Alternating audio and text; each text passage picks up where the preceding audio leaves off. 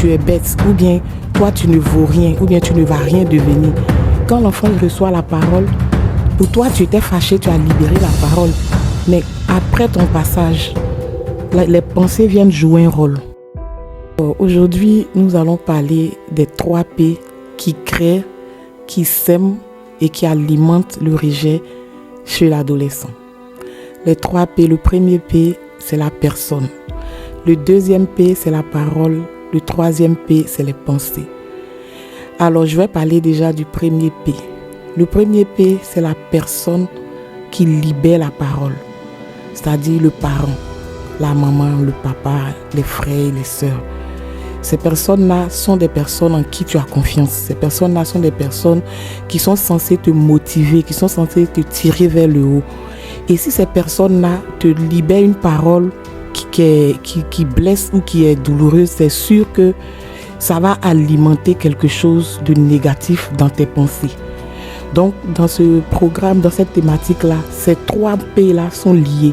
La personne à qui tu as confiance, la personne qui libère la parole. Parce que la Bible dit que dans Jean 6, verset 63, que la parole est esprit et elle est vie.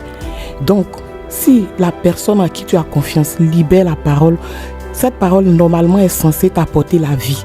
Et si la parole qui vient de cette personne en qui tu as confiance ne te transmet pas la vie, c'est sûr que c'est la mort que cette parole-là va te transmettre.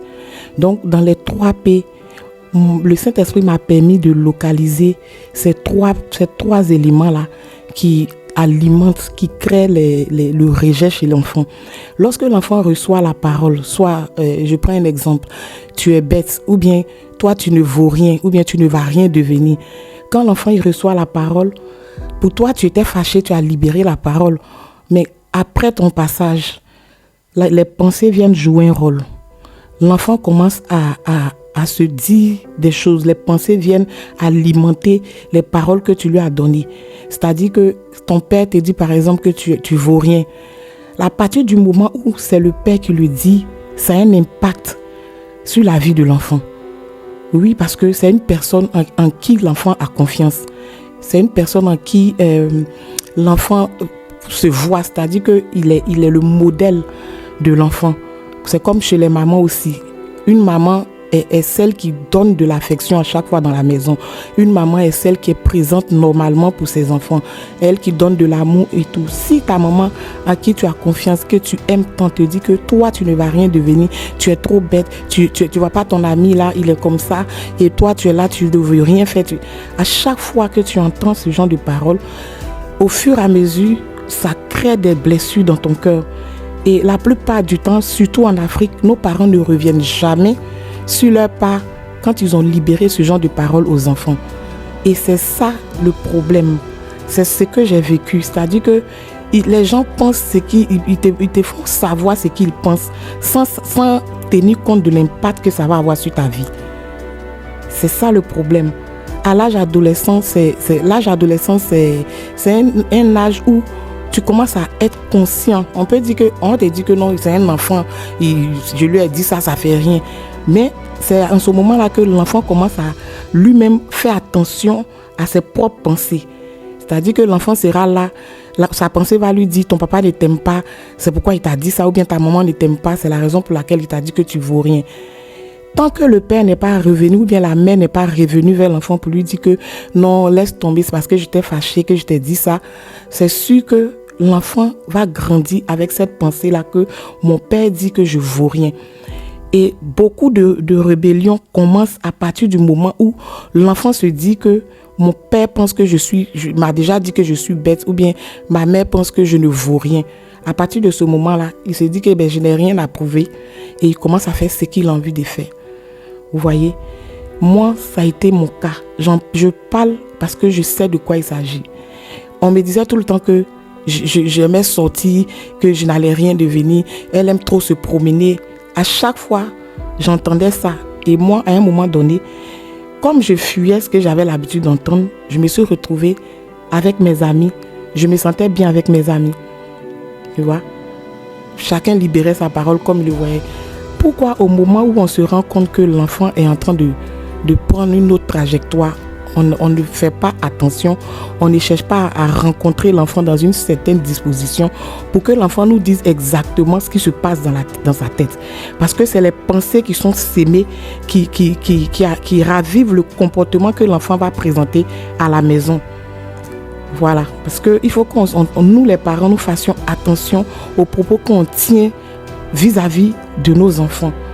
On a des propos qu'on tient qui sont vraiment durs. Et le pire, c'est qu'on ne revient pas sur nos pas. Souvent, les enfants ont envie d'entendre. Moi, j'ai pour habitude de faire ça. Il m'arrive de me fâcher avec ma fille. Je crie. Elle se plaint que je crie tout le temps. Je crie vraiment. Mais après, je viens lui faire comprendre que c'est parce que tu as fait ça que je me suis comportée comme ça. Moi, il m'arrive de m'excuser auprès de ma fille. Toutes ces personnes qui sont autour de moi le savent. Je m'excuse quand parce que je sais ce que c'est que de garder les pensées négatives. Parce que pendant des années, j'ai gardé des pensées négatives. Bien que ce ne soit pas vrai, mais je les ai gardées parce que ça venait des personnes qui m'étaient propres à moi, à qui j'avais confiance, des personnes que j'aimais, ma famille. Je ne veux pas dire que il le faisait sciemment ou bien que j'étais la plus détestée de la famille, non.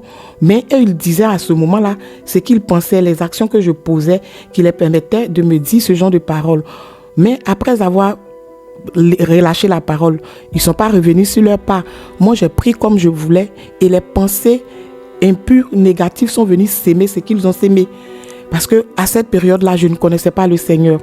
Et donc, à quel moment j'irai dans une église pour qu'on me dise que la parole de Dieu est plus puissante que ce que tes parents ont dit?